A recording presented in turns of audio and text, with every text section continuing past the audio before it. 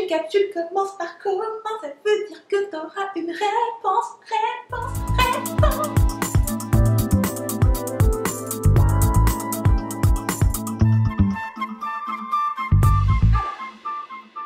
Aujourd'hui, je réponds à une question de Séverine, rebelle créative, qui a posé une question trop géniale.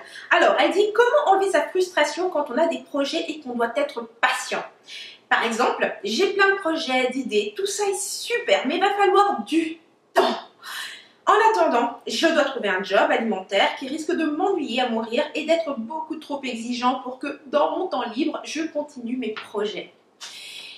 Et je comprends tout à fait cette question et je suis persuadée que toi aussi tu comprends cette question. Tu sais, en tant que femme créative, on a des projets, on a nos entreprises et il faut du temps pour qu'elles grandissent. Donc moi aussi je suis passée par ça et je te dirais que pour moi aussi c'était un drame. C'était même carrément un genre de désespoir. Donc j'ai dû le faire moi à 2 reprises. J'ai dû prendre un job pendant que mon entreprise était en train de grandir.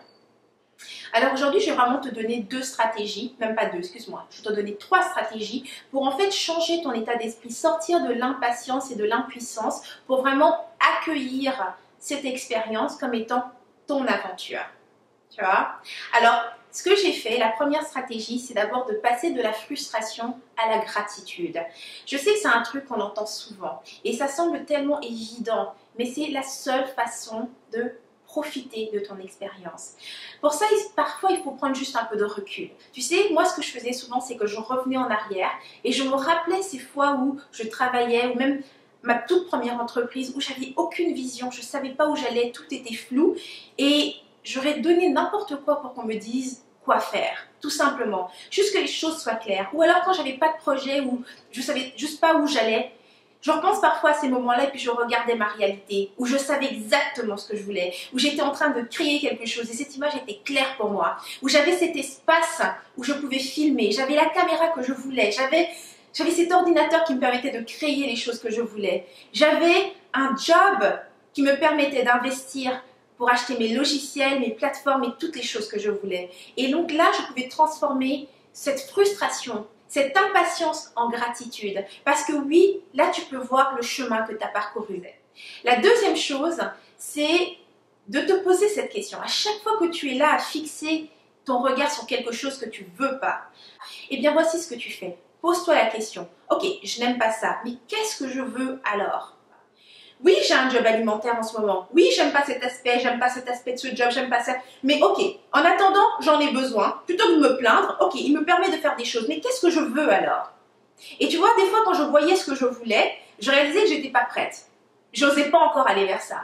Alors, dans ces cas-là, qu'est-ce qui se passe? C'est que ton job devient beaucoup plus agréable parce que tu réalises que c'est par choix que tu le fais. Tu le fais parce qu'en ce moment, tu n'as pas encore la confiance, le courage ou bien l'argent nécessaire pour faire la chose que tu veux vraiment. Et finalement, la troisième stratégie, c'est vraiment de te rendre compte d'une chose, c'est que sur ton chemin, il n'y a absolument rien d'inutile. Tu sais, il n'y a pas cette vie que tu vis maintenant et la vie que tu auras quand tu auras atteint cet objectif. Tu n'atteindras jamais vraiment un objectif parce qu'il n'y a rien à atteindre. Ceci est ton chemin et à différentes étapes, il y aura toujours plus à faire. Il y aura toujours plus à atteindre. Tu sais, moi j'ai vécu ça tellement, à tellement de niveaux. À chaque fois que j'atteignais un niveau, que j'avais enfin la plateforme, que j'avais enfin le programme que je voulais, que j'avais enfin mes clients, il y avait tout le temps quelque chose qui aurait pu être plus. J'aurais pu faire plus de sous, j'aurais pu faire un plus grand programme, j'aurais pu faire ci. Et donc, si tu nourris la frustration et l'impatience, elle ne te quittera jamais. Donc, reconnais qu'il n'y a absolument rien d'inutile sur ton chemin, que chaque chose que tu vis, même le job alimentaire que tu vas chercher, tu vas apprendre quelque chose qui va t'aider sur ton entreprise. À présent, j'aimerais savoir ce que tu en penses. Dans les commentaires, dis-moi, est-ce que tu as déjà essayé une de ces stratégies que je t'ai données? Je vais les répéter d'ailleurs. Cultiver la gratitude plutôt que la frustration. La deuxième chose, demande-toi si je ne veux pas ça, alors qu'est-ce que je veux? Et la troisième, te rendre compte vraiment qu'il n'y a rien d'inutile dans ton chemin. Donc, qu'est-ce que tu peux apprendre de cette entreprise ou de cette situation que tu peux utiliser dans ton entreprise actuelle ou dans tes projets actuels? Donc, dans les commentaires, dis-moi s'il y a déjà une de ces stratégies que tu utilises ou bien si tu as d'autres stratégies que tu utilises pour sortir de l'impatience et de la frustration. Donc voilà, c'est tout pour cette inspiration. Si tu as aimé cette capsule, tu cliques sur j'aime, tu partages autour de toi, que tu fais tourner de l'amour.